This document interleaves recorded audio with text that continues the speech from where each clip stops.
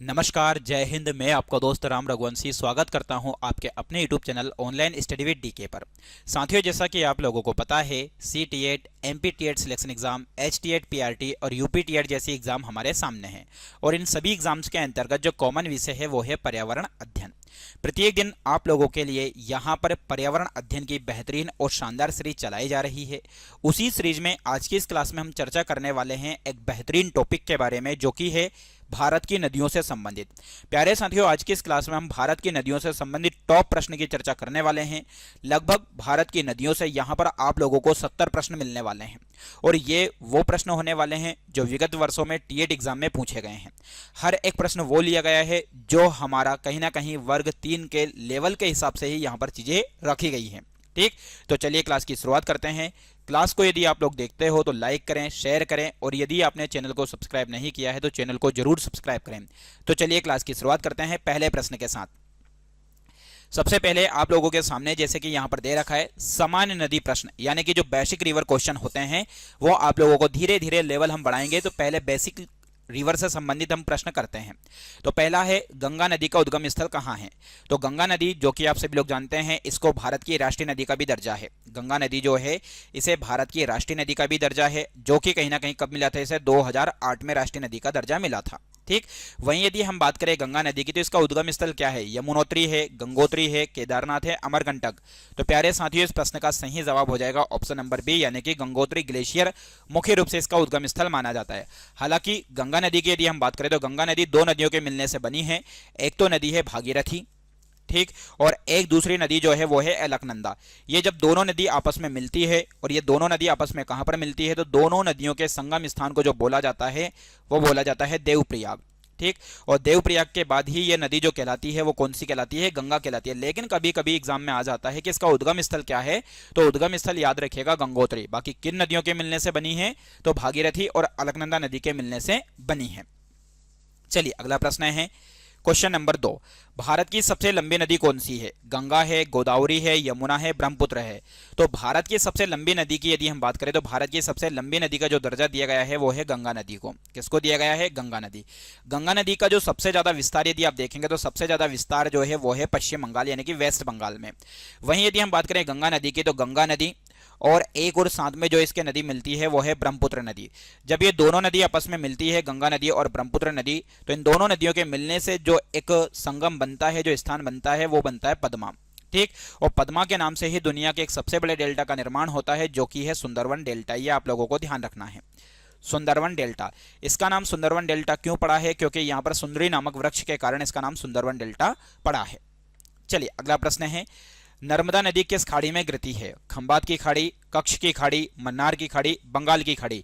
प्रश्न बहुत शानदार है। आप लोगों को मैं यहां पर बता दूं, जैसे कि ये वाला जो हिस्सा है इसे हम बोलते हैं प्रायद्वीप भारत। प्रायद्वीप भारत में ये वाला जो हिस्सा है प्यारे साथियों, ये गुजरात वाला हिस्सा है। ठीक, यहां पर यदि आप देखेंगे तो यहां पर जो आप लोगों को खाड़ी देखने को मिलेगी ये है बंगाल की खाड़ी। ठीक, यहां पर आप लोग देखेंगे तो यहां इस क्षेत्र में आपको देखने को मिलेगी मन्नार की खाड़ी।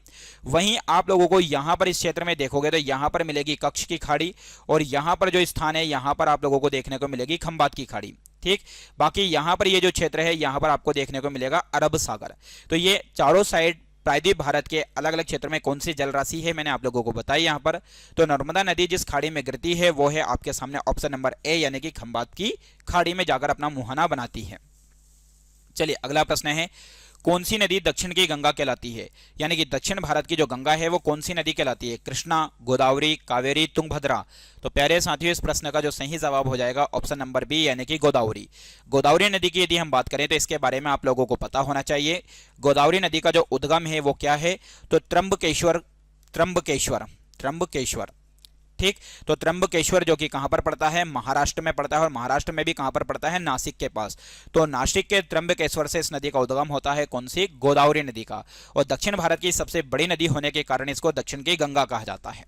चलिए अगला प्रश्न है, सरस्वती नदी किस राज्य में सूखी हुई नदी है? मतलब सरस्वती नदी कौन से राज्य में सूखी हुई प्रतीत होती है? राजस्थान, गुजरात, हरियाणा, पंजाब। तो सरस्वती नदी जिस राज्य में सूखी हुई नदी है वह राज्य है आपके सामने ऑप्शन नंबर सी, यानी कि हरियाणा। तो यहां पर इस प्रश्न का सही जवाब हो जाएगा हरियाणा। चलिए अब है नदियां और उनके उद्गम स्थल से संबंधित प्रश्न आप लोगों के सामने। एग्जाम में ये भी प्रश्न आते हैं। तो यमुना नदी का उद्गम स्थल कहाँ है? गंगोत्री है, यमुनोत्री है, केदारनाथ है, अमरकंटक है। तो जैसा कि आप सभी साथी जानते हैं, गंगोत्री से गंगा नदी का उद्गम होता है, ऐसा ही यमुनोत्री ग्लेशियर जो है इससे उद्गम होता है यमुना नदी का। यमुना नदी की विशेषता की यदि हम बात करें तो बहुत अच्छा प्रश्न इसका बनता है। यमुना जो नदी है ये जिस नदी में जाकर मिलती है वो है गंगा नदी। ठीक, यानी कि आप लोगों के सामने एग्जाम में प्रश्न बन सकता है कि यमुना नदी किसकी सहायक नदी है, तो गंगा नदी की सहायक नदी है। चलिए अगला प्रश्न है, ब्रह्मपुत्र नदी का उद्गम स्थल कहाँ है? मानसरोवर झील है, गंगोत्री है, अमरकंटक है, तिब्बत, चेमा युंगमंग ग्लेशियर से है। तो यहाँ पर ब्रह्मपुत्र नदी के उद्गम स्थल की यदि हम बात करें तो ब्रह्मपुत्र नदी का उद्गम स्थल है तिब्बत, यानी कि चेमा युंगमंग जो ग्लेशियर है वहां से इसका उद्गम होता है। और ब्रह्मपुत्र नदी जो है इसे तिब्बत में जिस नाम से जानते हैं वो है सांगपो। किस नाम से जानते हैं? सांगपो के नाम से जानते हैं। फिर उसके बाद यदि आप धीरे धीरे आगे बढ़ेंगे तो अरुणाचल प्रदेश में इसको जिस नाम से जाना जाता है वो दिहांग है, और अंत में जो इसको जिस नाम से जाना जाता है वो है पद्मा। कुछ स्थान पर जैसे बांग्लादेश है, बांग्लादेश में इसे जमुना के भी नाम से जाना जाता है। तो सबसे ज्यादा नाम परिवर्तित यदि किसी नदी के होते हैं तो वह है ब्रह्मपुत्र नदी।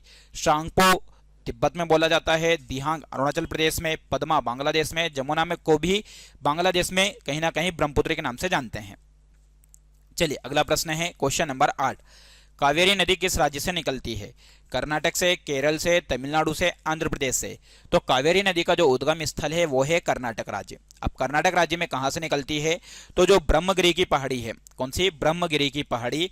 तो ब्रह्मगिरी की पहाड़ी से जिस नदी का उद्गम होता है प्यारे साथियों वो है कावेरी नदी। और ब्रह्मगिरी की जो पहाड़ी है यहीं पर आप लोगों को देखने को मिलेगा बाबा बुदन की पहाड़ी। कौन सी पहाड़ी देखने को मिलेगी? बाबा बुदन की पहाड़ी देखने को मिलेगी। जो कि बाबा बुदन की पहाड़ी किसके लिए फेमस है? तो बाबा बुदन की पहाड़ी जो है वो कहवा के लिए फेमस है। बहुत ज्यादा इंपॉर्टेंट प्रश्न है। तो कहवा का उत्पादन कौन से राज्य में ज्यादा होता है? तो वो है कर्नाटक राज्य। चलिए अगला प्रश्न है, तापी नदी का उद्गम स्थल क्या है? यानी तापी नदी या फिर ताप्ती नदी भी इसको कहते हैं। अमरकंटक है, सतपुड़ा पर्वत, महाबलेश्वर, मुल्ताई। तो प्यारे साथियों ताप्ती नदी का जो उद्गम स्थल है वो है मुल्ताई। ठीक, और मुल्ताई कहां पर पड़ता है? मध्य प्रदेश में। और मुल्ताई कहां का शहर है? तो यह ध्यान रखिएगा, बैतुल। ठीक, और ताप्ती नदी के किनारे ही एक फेमस शहर बसा हुआ है जो कि है सूरत। और सूरत के बारे में आप लोगों ने सुना होगा, इसे किस नाम से जाना जाता है? तो सूरत वो शहर है जिसे डायमंड सिटी कहा जाता है। क्या कहा जाता है? डायमंड सिटी कहा जाता है। सूरत किस राज्य का शहर है? तो ध्यान रखिएगा यह गुजरात राज्य का शहर है। ठीक, चलिए क्वेश्चन नंबर 10, चंबल नदी किसकी सहायक नदी है? तो चंबल नदी गंगा की, यमुना की, सिंधु की, नर्मदा की। बहुत अच्छा प्रश्न है आप लोगों के सामने यहाँ पर। तो चंबल नदी जिसकी सहायक नदी है वो है ऑप्शन नंबर बी, यानी कि यमुना। और यमुना किसकी सहायक नदी है? तो गंगा की। सहायक नदियों की यदि हम बात करें तो सबसे बड़ी सहायक नदी कौन सी है? तो भारत की सबसे बड़ी सहायक नदी में यदि प्रश्न पूछा जाए तो वो है यमुना। चलिए अगला प्रश्न है, नदियां और उनके संगम से संबंधित प्रश्न है आप लोगों के सामने। प्रयागराज में किन दो नदियों का संगम होता है? गंगा यमुना का, गंगा सरस्वती का, गंगा सोन का, या फिर गंगा गोमती का। तो प्यारे साथियों यहाँ पर बात हो रही है किसकी? प्रयागराज में किन दो नदियों का संगम है? तो प्रयागराज में जिन नदियों का संगम है वो है गंगा और यमुना। गंगा और यमुना के बारे में आप लोगों को बताया है कि गंगा का उद्गम स्थल क्या है और यमुना का स्थल क्या है।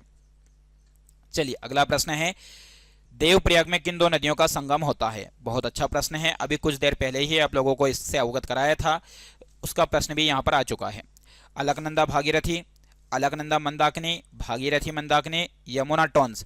तो यहाँ पर देवप्रयाग में जिन दो नदियों का संगम होता है वो है अलकनंदा और भागीरथी।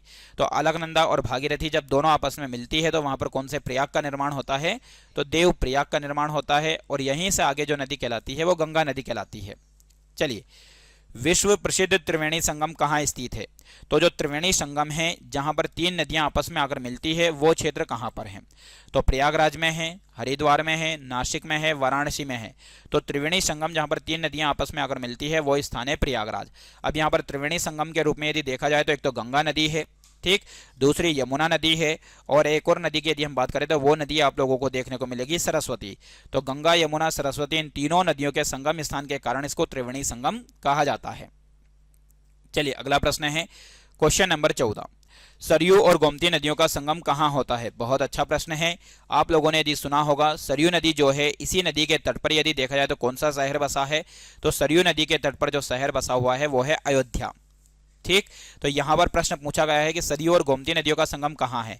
अयोध्या है, वाराणसी है, गोरखपुर है, लखनऊ है। तो इस प्रश्न का सही जवाब हो जाएगा ऑप्शन नंबर ए, यानी कि अयोध्या। चलिए अगला प्रश्न है आपके सामने क्वेश्चन नंबर 15, गंगा और ब्रह्मपुत्र का संगम कहाँ होता है? तो गंगा और ब्रह्मपुत्र नदी का जो संगम होता है वो कौन सा स्थान है? डेल्टा क्षेत्र सुंदरवन, गुवाहाटी, पटना, कोलकाता। बहुत ही शानदार प्रश्न आप लोगों के सामने यहाँ पर आया हुआ है, आप लोगों को बताना है। तो इसका सही जवाब हो जाएगा ऑप्शन नंबर ए, यानी कि डेल्टा क्षेत्र सुंदरवन। अभी थोड़ी देर पहले ही बताया था मैंने आपको कि जब गंगा और ब्रह्मपुत्र नदी आपस में मिलती है तो ये जिस नाम से जानी जाती है वो है पद्मा, और पद्मा के नाम से ही ये दुनिया के सबसे बड़े एक डेल्टा का निर्माण करती है, जो कि है सुंदरवन डेल्टा, जो कि कौन से राज्य के पास में स्थित है? पश्चिम बंगाल। और कौन सी खाड़ी के पास में स्थित है? तो आपसे पूछा जाए तो बंगाल की खाड़ी के पास में। और वहीं यदि आप लोगों से पूछा जाए कि जो सुंदरवन डेल्टा है इसमें किस प्रकार की वनस्पति पाई जाती है, तो इसमें मैंग्रोव प्रकार की वनस्पति पाई जाती है। कौन सी? मैंग्रोव प्रकार की वनस्पति पाई जाती है। चलिए अगला प्रश्न है क्वेश्चन नंबर 16। भाखड़ा नागल बांध किस नदी पर बना है? यानी कि कुछ प्रश्न आप लोगों के सामने जो प्रश्न लिए गए हैं वही प्रश्न लिए गए हैं जो विगत वर्षों में टीएट की एग्जाम में पूछे गए हैं। ठीक, तो भाखड़ा नागल बांध किस नदी पर बना है? सतलज, यमुना, चंबल, रावी। तो साथियों यहाँ पर भाखड़ा नागल बांध की चर्चा हो रही है, तो भाखड़ा नागल बांध जिस नदी पर बना हुआ है वो है सतलज नदी। वहीं चंबल नदी की यदि हम बात करें तो चंबल नदी के ऊपर जो बांध बना हुआ है, जैसे कि आप लोगों ने यदि सुना हो तो यहाँ पर कोटा बैराज, कौन सा है? कोटा बैराज बांध है। दूसरा राणा प्रताप सागर है, राणा प्रताप सागर। ठीक, तो ये कोटा बैराज, राणा प्रताप सागर और जवाहर सागर, ये तीनों के तीनों बांध जो है ये कहाँ पर है? तो राणा प्रताप, जवाहर सागर, तो यह है राजस्थान में। कोटा बैराज भी कहाँ पर है? राजस्थान में। चंबल नदी में, जो कि कहीं ना कहीं आप लोग देखोगे मंदसौर में कहीं पर इस पर एक बांध बना हुआ है। ठीक, तो सभी लोग मुझे कमेंट करके बताइए कि चंबल नदी पर मंदसौर में कौन सा बांध बना हुआ है। ठीक, चलिए अगला प्रश्न है आप लोगों के सामने क्वेश्चन नंबर 17। हीराकुंड बांध किस नदी पर बना हुआ है? गोदावरी, महानदी, कृष्णा, तापी। तो हीराकुंड बांध जिस नदी पर बना हुआ है उस नदी का नाम है महानदी। कौन सी नदी है? महानदी। और महानदी जिस राज्य में प्रवाहित होती है वो है उड़ीसा, और उड़ीसा राज्य में ही एक प्रसिद्ध शहर है जो कि चावल के लिए फेमस है, यानी कि चावल अनुसंधान केंद्र, जो कि कटक है। ठीक, चलिए अगला प्रश्न है आप लोगों के सामने। टिहरी बांध किस नदी पर बना हुआ है? Question number 18। तो टिहरी बांध यमुना नदी पर, भागीरथी नदी पर, अलकनंदा पर, गंगा पर। तो टिहरी बांध जिस नदी पर बना हुआ है वो नदी है आप लोगों के सामने ऑप्शन नंबर बी, यानी कि भागीरथी। और टिहरी बांध यदि हम बात करें कि ये कौन से राज्य में है, तो ये जिस राज्य में है वो है उत्तराखंड। ठीक, चलिए अगला प्रश्न है क्वेश्चन नंबर 19। सरदार सरोवर बांध किस नदी पर बना है? नर्मदा नदी पर, तापी नदी पर, माही नदी पर, साबरमती पर। तो सरदार सरोवर बांध की यदि हम बात करें तो सरदार वल्लभ भाई पटेल के नाम से ये बांध बना हुआ है। ये जिस नदी पर बना हुआ है वो है नर्मदा नदी। और सरदार सरोवर बांध की यदि हम बात करें तो जिस राज्य में स्थित है वो राज्य है गुजरात। कौन सा राज्य है? गुजरात। और यहीं पर यदि देखा जाए तो विश्व की सबसे ऊंची प्रतिमा जो कि एकता के लिए जानी जाती है, जिसे स्टैच्यू ऑफ यूनिटी के नाम से जाना जाता है, वो भी कहीं ना कहीं इसी बांध के पास में स्थित है, स्टैच्यू ऑफ यूनिटी। ठीक, स्टैच्यू ऑफ यूनिटी। आपसे कभी प्रश्न पूछा जाए कि स्टैच्यू ऑफ यूनिटी के बारे में कि स्टैच्यू ऑफ यूनिटी किस नदी के किनारे बसी हुई है, तो वो नदी कौन सी हो जाएगी? नर्मदा नदी। बांध पूछे तो सरदार सरोवर बांध। और बांध में भी एक द्वीप है यहाँ पर, जिस द्वीप का नाम आप लोगों को याद रख लेना है वो है साधु बेट द्वीप। कौन सा द्वीप है? साधु बेट। तो इस साधु बेट नामक द्वीप के पास ही बसी हुई है स्टैच्यू ऑफ यूनिटी। चलिए, नागार्जुन सागर बांध किस नदी पर बना है? क्वेश्चन नंबर 20 है कि नागार्जुन सागर बांध किस नदी के ऊपर बना हुआ है? कृष्णा नदी, गोदावरी नदी, तुंगभद्रा, कावेरी। तो नागार्जुन सागर बांध जिस नदी के ऊपर बना हुआ है वो है नदी आपकी कौन सी? Krishna, option number A. चलिए अगला प्रश्न है क्वेश्चन नंबर 21। सुंदरवन डेल्टा किस नदी पर स्थित है? गंगा ब्रह्मपुत्र पर, गोदावरी पर, महानदी पर, कृष्णा पर। तो सुंदरवन डेल्टा जिस नदी पर स्थित है प्यारे साथियों वो है ऑप्शन नंबर ए, यानी कि गंगा और ब्रह्मपुत्र पर। इससे पहले भी आप लोगों को ये बताया हुआ है। ठीक, चलिए अगला प्रश्न है, भारत का सबसे बड़ा डेल्टा कौन सा है? तो भारत का सबसे बड़ा delta Godavari delta, Krishna delta, Kaveri delta, Sundarban delta. तो भारत का ही नहीं दुनिया का सबसे बड़ा डेल्टा यदि आपसे पूछा जाए तो वो है सुंदरवन डेल्टा। ठीक, सुंदरवन डेल्टा का नाम सुंदरवन इसलिए पड़ा है क्योंकि यहाँ पर जिस वृक्ष की तादाद ज्यादा है वो है सुंदरी वृक्ष। यहाँ पर जो वृक्ष ज्यादा मात्रा में पाए जाते हैं वो है सुंदरी वृक्ष, और सुंदरी वृक्ष की मात्रा अधिक होने के कारण ही इसको सुंदरवन डेल्टा कहा जाता है। और यहाँ पर जो वृक्ष पाए जाते हैं, यहाँ पर जो वन पाए जाते हैं, उनकी ज्यादा से ज्यादा संख्या है सदाबहार वन। कौन से वन प्राप्त होते हैं यहाँ पे? सदाबहार वन ज्यादा से ज्यादा मिलते हैं। और उसके अलावा वनस्पति की यदि हम बात करें तो इस डेल्टाई क्षेत्र में मैंग्रोव वनस्पति ज्यादा पाई जाती है। ठीक, चलिए अगला प्रश्न है क्वेश्चन नंबर 23। कावेरी नदी का डेल्टा किस राज्य में स्थित है? तमिलनाडु में, केरल में, कर्नाटक में, आंध्र प्रदेश में। तो कावेरी नदी का जो डेल्टा है भाई वो ध्यान रखिएगा वो है तमिलनाडु राज्य में। कौन सा राज्य में है? तमिलनाडु। अब सर कावेरी नदी का उद्गम कौन से क्षेत्र से है और डेल्टा किधर है, तो आप लोगों को यहाँ पर क्लियर कर लेना है। पश्चिमी घाट जो है वो कहीं ना कहीं थोड़ा सा ऊंचा उठा हुआ है, एक पर्वतीय क्षेत्र है ये। कैसा क्षेत्र है? पर्वतीय। इसीलिए यहाँ से जो नदियाँ निकलती है उन नदियों का मुहाना जो बनता है वो पूर्वी घाट में बनता है, ये आप लोगों को ध्यान रखना है। यानी कि जैसे कि गोदावरी है, कृष्णा है, कावेरी, इन नदियों का जो मुहाना बनता है प्यारे साथियों वो बंगाल की खाड़ी में बनता है। कौन सी में? बंगाल की खाड़ी।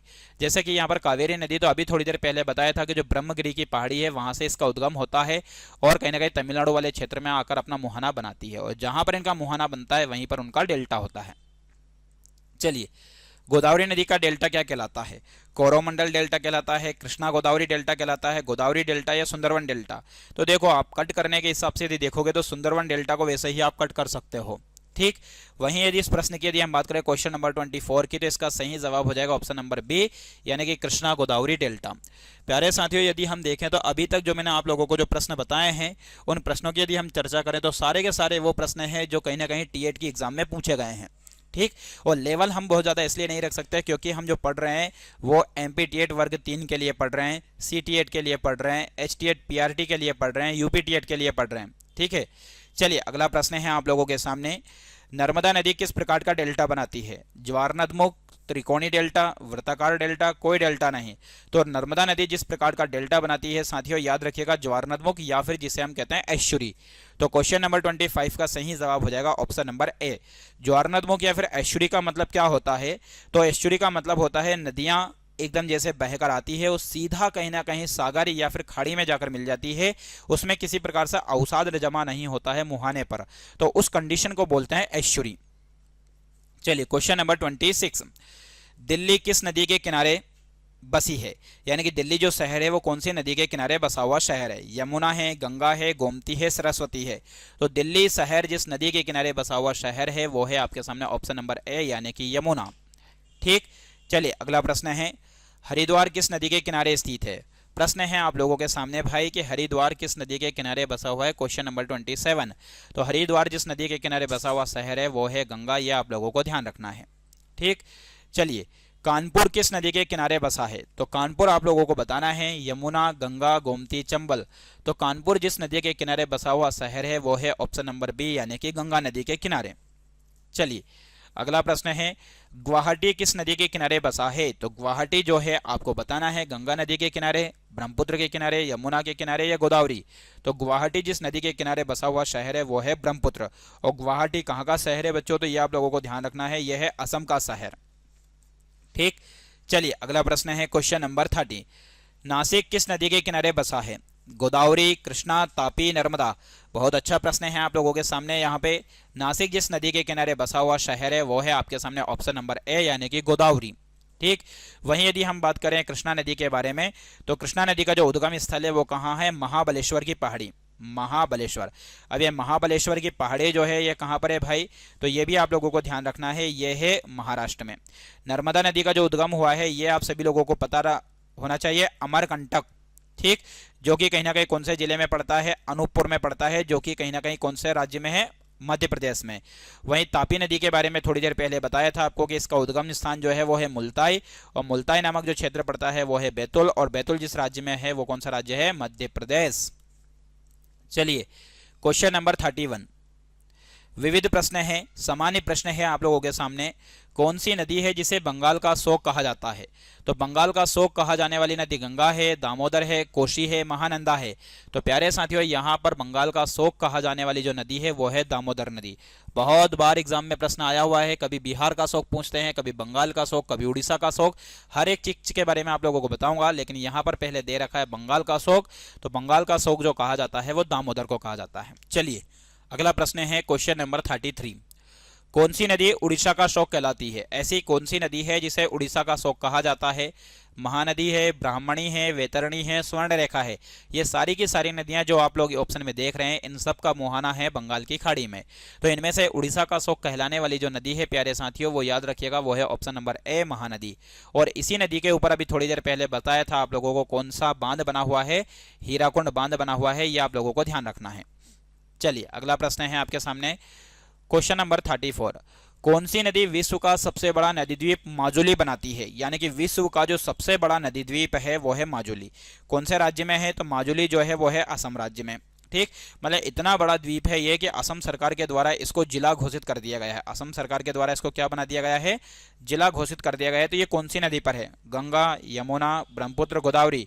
तो इसका सही जवाब हो जाएगा ऑप्शन नंबर बी यानी कि गोदावरी। चलिए अगला प्रश्न है भाई, कौन सी नदी लाइफलाइन ऑफ मध्य प्रदेश कहलाती है? कि मध्य प्रदेश की जीवन रेखा किस नदी को कहते हैं? नर्मदा को, तापी को, चंबल को, सोन को। तो life line of Madhya Pradesh जिस नदी को कहा जाता है वो है भाई नर्मदा। नर्मदा नदी जो है वो कहीं ना कहीं इसे रेवा के नाम से जाना जाता है। मध्य प्रदेश की जीवनदायिनी, मध्य प्रदेश की जीवन रेखा के नाम से इसको जाना जाता है।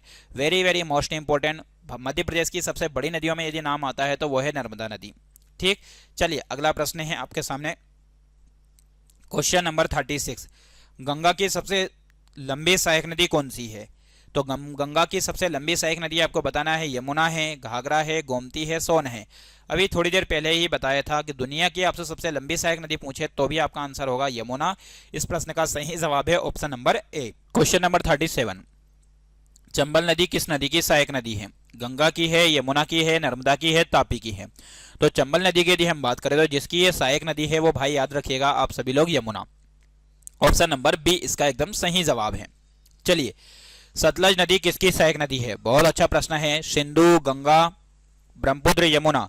तो सतलज नदी की यदि हम बात करें तो सतलज नदी यहाँ पर ऑप्शन के मुताबिक जिसकी सहायक नदी है भाई वो है आपके सामने ऑप्शन नंबर ए यानी कि सिंधु। चलिए अगला प्रश्न है क्वेश्चन नंबर 39। तुंगभद्रा नदी किन दो नदियों का संगम है? यानी कि तुंगभद्रा जो नदी है वो किन दो नदियों के मिलने से बनी है? Tunga plus Bhadra, Krishna plus Bhima, Kaveri plus Hemavati, Godavari plus मंजीरा।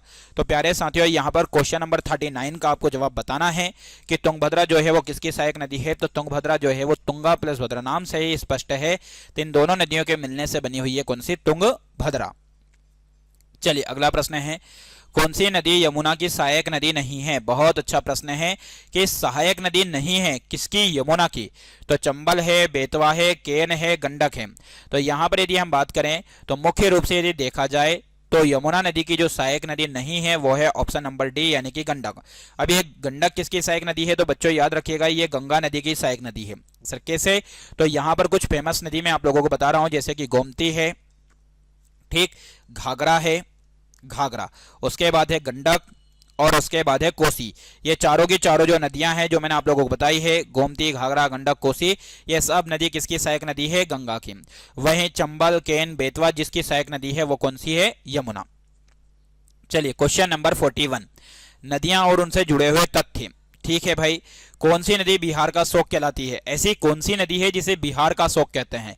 एक भी प्रश्न नहीं छूटेगा, जो आपके लेवल के हिसाब से है वो सारे प्रश्न इसमें मर्ज किए गए हैं। ठीक, तो कौन सी नदी है जिसे बिहार का शोक कहते हैं?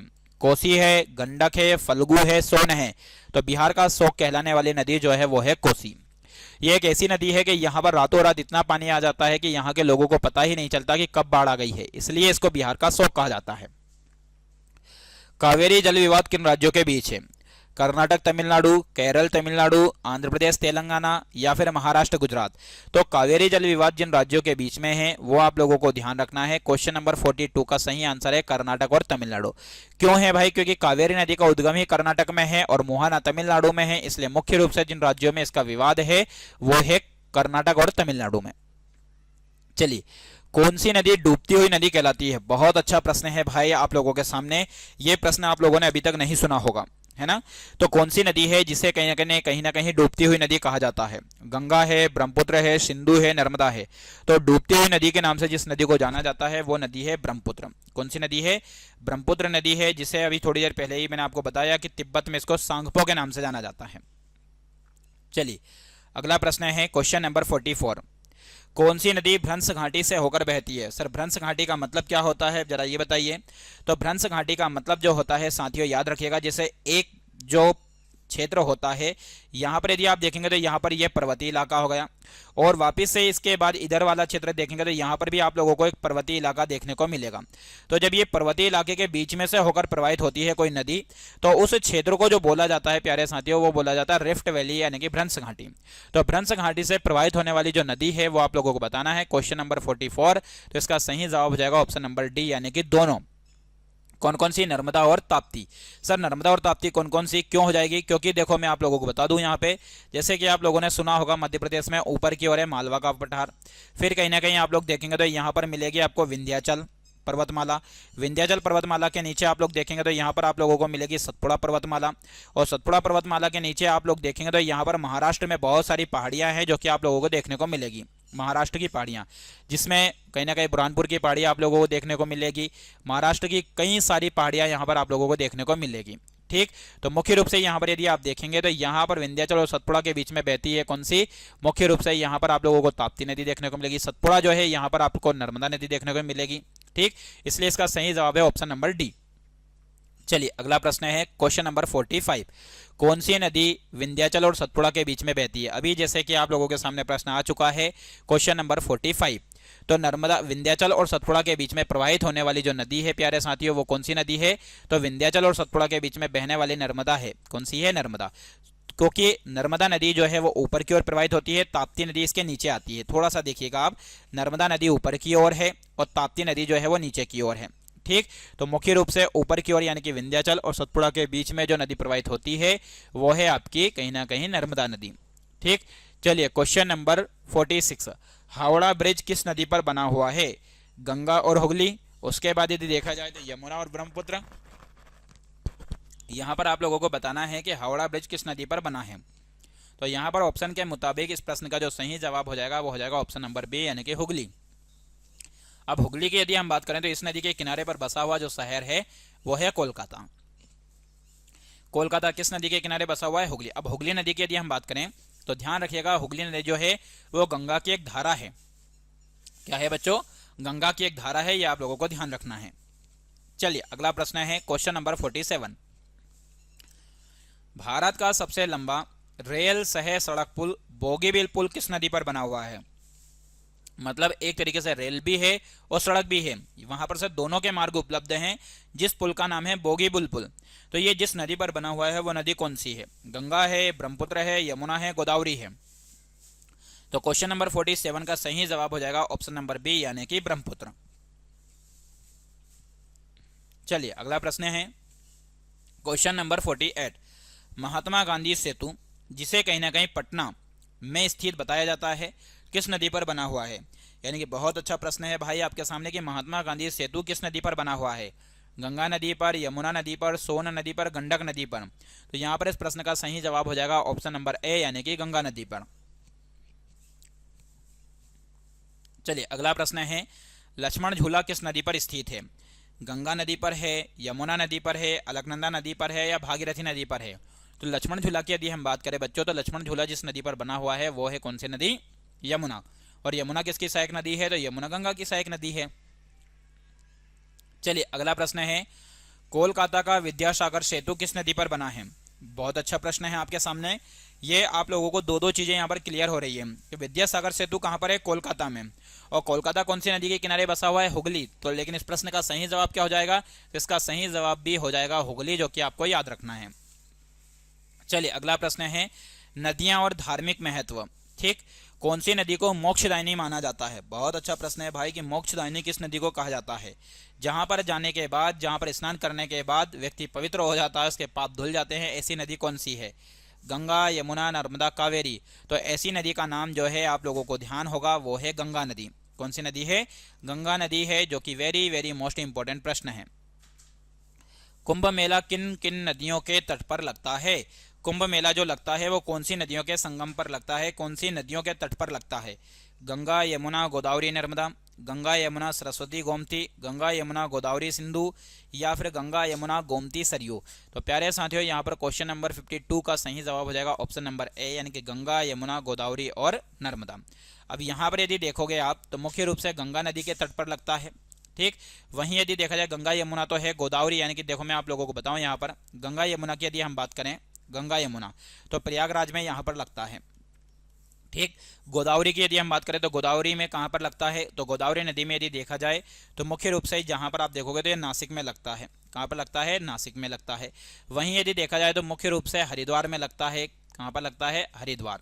ठीक, हरिद्वार के अलावा यदि आप देखें तो और कहाँ पर लगता है, उज्जैन में लगता है, जो कि कौन सी नदी के किनारे पर बसा हुआ शहर है ये, तो ये शिप्रा नदी के किनारे बसा हुआ है। नर्मदा यहाँ पर एक्स्ट्रा है, जो कि आएगा नहीं, आप लोगों को ध्यान रखना है।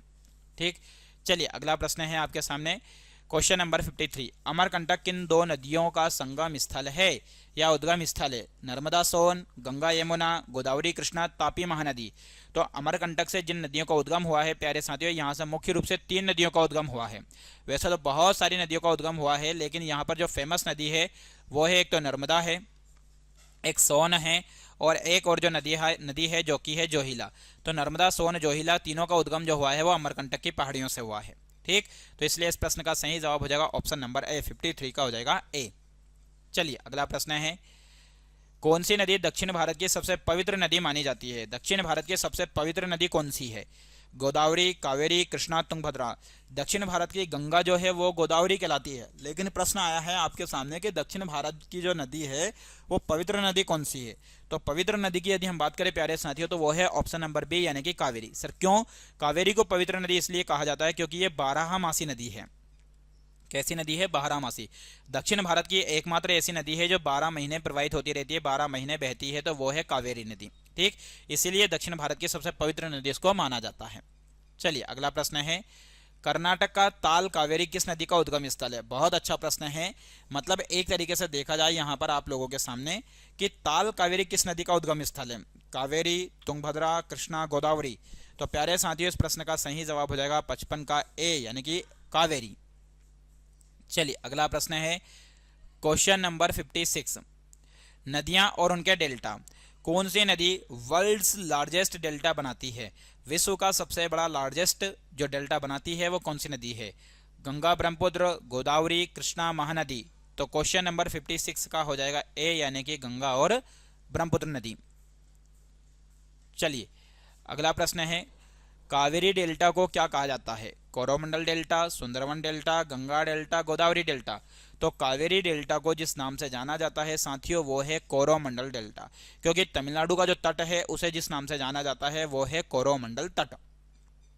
चलिए, नर्मदा नदी किस प्रकार का मुहाना बनाती है? डेल्टा, लेगून, एस्चुरी, ज्वारनदमुख। तो नर्मदा नदी जिस प्रकार का मुहाना बनाती है वो है एस्चुरी। ठीक, चलिए अगला प्रश्न है, क्वेश्चन नंबर 59। गोदावरी और कृष्णा नदियों का संयुक्त डेल्टा क्या कहलाता है? तो गोदावरी और कृष्णा नदी का जो संयुक्त डेल्टा है वो Krishna Godavari delta, Coromandel delta, Godavari delta या सुंदरवन डेल्टा। तो सुंदरवन डेल्टा के बारे में आप लोगों को पता ही होगा कि ये मुख्य रूप से गंगा और ब्रह्मपुत्र नदियों के संगम पर बना हुआ है। ठीक, वहीं यदि देखा जाए तो मुख्य रूप से गोदावरी और कृष्णा का जो डेल्टा है वो क्या कहलाएगा आपका? तो वो है कृष्णा गोदावरी डेल्टा, क्योंकि दोनों नदियों के मुख्य रूप से मिलने से ये डेल्टा बना हुआ है। चलिए अगला प्रश्न है, कौन सी नदी बिना डेल्टा वाली नदी है? ऐसी कौन सी नदी है जो डेल्टा नहीं बनाती है? डेल्टा पहले तो होता क्या है ये आप लोगों को क्लियर होना चाहिए। तो कोई सी नदी जब तेज प्रवाह के साथ बहकर आती है और आखिरी मुहाने पर जब इसका मुंह चौड़ा हो जाता है और लगभग एक त्रिकोण आकृति का निर्माण करती है और यहाँ पर बहुत सारा अवसाद लाकर जमा कर देती है, तो उस क्षेत्र को जो बोला जाता है प्यारे साथियों वो बोला जाता है डेल्टा। ठीक, तो इस प्रकार से आकृति का निर्माण यदि होता है तो वो कहलाता है डेल्टा। लेकिन डेल्टा नहीं बनाने वाली जो नदी है वो है ऑप्शन नंबर सी, यानी कि नर्मदा और तापी, ए और बी दोनों। क्योंकि नर्मदा और ताप्ती दोनों की दोनों नदी जो है वो अरब सागर वाले क्षेत्र में जाकर अपना मुहाना बनाती है, जहां पर यह नदी एस्चुरी का निर्माण करती है, ना कि डेल्टा का। चलिए अगला प्रश्न है, क्वेश्चन नंबर 61। इलाहाबाद यानी कि जिसे अब प्रयागराज के नाम से जाना जाता है, किन नदियों के संगम पर स्थित है? गंगा यमुना, गंगा सरस्वती, गंगा गोमती, यमुना सोन। तो प्रयागराज की यदि हम बात करें तो जिन नदियों के संगम पर बसा हुआ शहर है वो है आपके सामने गंगा और यमुना। चलिए अगला प्रश्न है, क्वेश्चन नंबर 62। कानपुर किस नदी के किनारे बसा हुआ है? तो कानपुर गंगा नदी के किनारे, यमुना नदी के किनारे, चंबल के किनारे या गोमती के किनारे। तो कानपुर शहर जिस नदी के किनारे बसा हुआ है वो नदी है आपकी गंगा। और कानपुर कहाँ का शहर है? तो कानपुर उत्तर प्रदेश का शहर है। इसी को कहीं ना कहीं उत्तर भारत का मैनचेस्टर कहा जाता है। उत्तर भारत का मैनचेस्टर किस शहर को कहा जाता है? तो उत्तर भारत का मैनचेस्टर जो कहा जाता है वो कहा जाता है किसको? कानपुर को। चलिए अगला प्रश्न है क्वेश्चन नंबर 63। जबलपुर किस नदी के किनारे बसा है? तो जबलपुर आप लोगों को बताना है किस नदी के किनारे बसा है। नर्मदा, तापी, चंबल, सोन। तो प्यारे साथियों इस प्रश्न का जो सही जवाब हो जाएगा वो हो जाएगा ऑप्शन नंबर ए यानी कि नर्मदा। नर्मदा नदी के किनारे पर बसा हुआ शहर है कौन सा आप लोगों का? जबलपुर। चलिए क्वेश्चन नंबर 64। आप सोच रहे होंगे सर क्वेश्चन ही खत्म नहीं हो रहे हैं। प्यारे साथियों आपको नदियों की इस क्लास से संबंधित टोटल 70 प्रश्न आप लोगों के सामने यहाँ पर रखे गए हैं जो कि वेरी वेरी मोस्ट इंपॉर्टेंट हैं। सूरत किस नदी के किनारे बसा है? तो सूरत तापी नदी के किनारे, नर्मदा नदी के किनारे, साबरमती नदी के किनारे, माही नदी के किनारे। तो सूरत जिस नदी के किनारे बसा हुआ है वो नदी है आपकी तापी। इससे पहले भी आप लोगों को एक बार बताया हुआ है, तो इसका सही जवाब हो जाएगा ऑप्शन नंबर ए। प्रश्न है 65। वाराणसी किस नदी के किनारे बसा है? गंगा, यमुना, गोमती, सरयू। तो प्यारे साथियों वाराणसी जिस नदी के किनारे बसा हुआ शहर है वो है ऑप्शन नंबर ए यानी कि गंगा। ठीक, चलिए अगला प्रश्न है क्वेश्चन नंबर 66। कौन सी नदी रेगिस्तान की गंगा कहलाती है? तो रेगिस्तान की जो गंगा कहलाती है या मरुस्थल की जो गंगा कहलाती है उसे लूनी भी कहते हैं, लेकिन मुख्य रूप से यहाँ पर इसका जो आंसर हो जाएगा घग्गर साथ दे रखा है, तो इसलिए इसका सही जवाब हो जाएगा ऑप्शन नंबर बी यानी कि घग्गर। चलिए कौन सी नदी ग्रीन कलर की होती है? ऐसी कौन सी नदी है जिसे ग्रीन कलर की नदी कहा जाता है? लूनी नदी, नर्मदा नदी, चंबल नदी, यमुना नदी। तो ग्रीन कलर की जो नदी कहलाती है प्यारे साथियों क्वेश्चन नंबर 67 है, इसका सही जवाब हो जाएगा ऑप्शन नंबर सी यानी कि चंबल। पहली बार ये प्रश्न आप लोगों के सामने आया होगा कि ग्रीन कलर की नदी कौन सी है, तो ग्रीन कलर की जो नदी है वो है चंबल नदी। चलिए अगला प्रश्न है कौन सी नदी दक्कन का पठार नहीं बहती? मतलब ऐसी कौन सी नदी है जो दक्कन के पठार में नहीं बहती है? ठीक, गोदावरी, कृष्णा, कावेरी, यमुना। तो आप सभी लोग सामान्यतः इस नदी का आंसर आसानी से बता सकते हैं, वो है यमुना नदी, क्योंकि यमुना नदी एक ऐसी नदी है जो दक्कन के पठार में नहीं बहती है बल्कि उत्तर भारत में प्रवाहित होती है। चलिए कौन सी नदी बांग्लादेश में जमुना के नाम से जानी जाती है? बहुत अच्छा प्रश्न, खूबसूरत सा प्रश्न जो पढ़ाया है उसी से रिलेटेड प्रश्न आया है। तो आपको बताना है कि कौन सी नदी बांग्लादेश में जमुना के नाम से जानी जाती है। गंगा, ब्रह्मपुत्र, यमुना, मेघना। तो बांग्लादेश में जमुना के नाम से जिस नदी को जाना जाता है वो है ब्रह्मपुत्र नदी। कौन सी है? ब्रह्मपुत्र। चलिए क्वेश्चन नंबर 70। प्यारे साथियों जिस प्रकार से आप लोगों को बताया गया है कि मैंने इस क्लास में आप लोगों के लिए टोटल 70 प्रश्न रखे हैं, तो 70 प्रश्न के साथ ही यह क्लास इस प्रश्न के साथ खत्म होती है। तो पहले इस प्रश्न का जवाब बताइए आप कि कौन सी नदी इंडस वैली सिविलाइजेशन से जुड़ी हुई है यानी कि सिंधु घाटी सभ्यता से जुड़ी हुई है? सिंधु, गंगा, यमुना, सरस्वती। तो क्वेश्चन नंबर 70 का जो सही जवाब हो जाएगा वो हो जाएगा ऑप्शन नंबर ए यानी कि सिंधु। प्यारे साथियों यहाँ पर आपको भारत की नदियों से जुड़े हुए टोटल 70 क्वेश्चन आप लोगों को कवर करवाए हैं। यदि आप लोगों को वीडियो पसंद आता है तो वीडियो को लाइक करें, क्योंकि आप लोगों का देखा गया है कि आप लाइक बहुत कम करते हैं। आप लोग लाइक करें, वीडियो यदि अच्छा लगता है तो वीडियो को शेयर करें, और यदि चैनल को अभी तक आप लोगों ने सब्सक्राइब नहीं किया है तो चैनल को जरूर सब्सक्राइब करें। सभी लोगों का जुड़ने के लिए बहुत बहुत धन्यवाद। जय हिंद, जय भारत।